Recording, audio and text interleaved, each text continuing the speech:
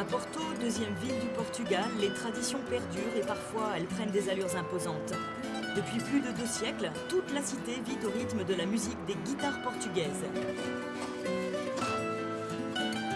Véritables objets de culte, ces guitares aux formes sinueuses sont encore fabriquées par des artisans de talent. Mais pour José Amorim, le travail de luthier ne pouvait pas s'arrêter aux formes et aux dimensions traditionnelles. Pour ce Portugais de 39 ans, il fallait que le défi soit de taille. Je fabrique des guitares portugaises et dans mon atelier, on discute souvent de ce qui se passe à l'intérieur de cet instrument, surtout des phénomènes acoustiques qui s'y produisent.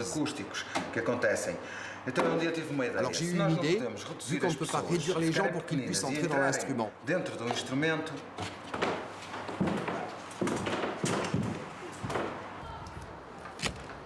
Pour ça, j'ai fait la plus grande guitare du monde. Posée au beau milieu de la place de la cathédrale, la guitare de José affiche des dimensions sans précédent.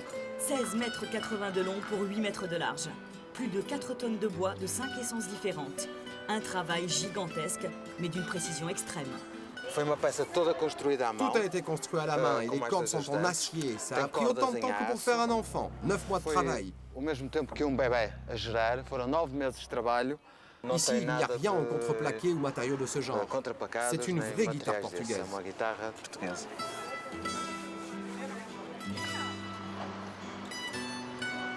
Cet instrument gigantesque a été conçu pour être démonté et remonté facilement pour qu'il puisse impressionner de sa taille d'autres lieux et d'autres peuples. Pourtant, pour découvrir les secrets de sa musique, c'est à l'intérieur qu'il faut aller. Voilà, ça c'est le cœur de ma guitare portugaise, exactement 20 fois plus grande que la normale. Et pour que les gens comprennent mieux ce qui s'y passe, nous y avons installé des appareils pour l'analyse du son. Des ordinateurs et des microphones y sont installés pour que les dizaines de visiteurs, assez surpris de pouvoir entrer dans une vraie guitare, puissent en comprendre le fonctionnement. Je suis venue avec mes enfants car je voulais leur montrer une chose qu'ils n'ont jamais vue et qu'ils ne reverront peut-être jamais. C'est vraiment intéressant. Je ne m'étais jamais imaginée dans le cœur d'une guitare. C'est une chose à laquelle on ne pense pas, c'est vrai. Se retrouver dans un instrument qui est en principe de taille réduite.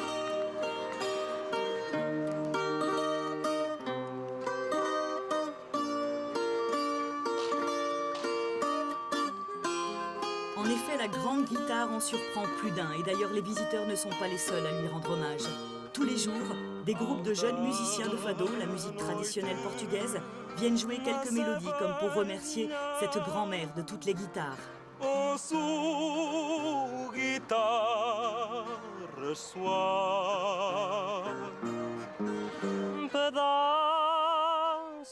Finalement, la grande guitare de José permet aux musiciens comme Pedro de rêver encore un peu plus.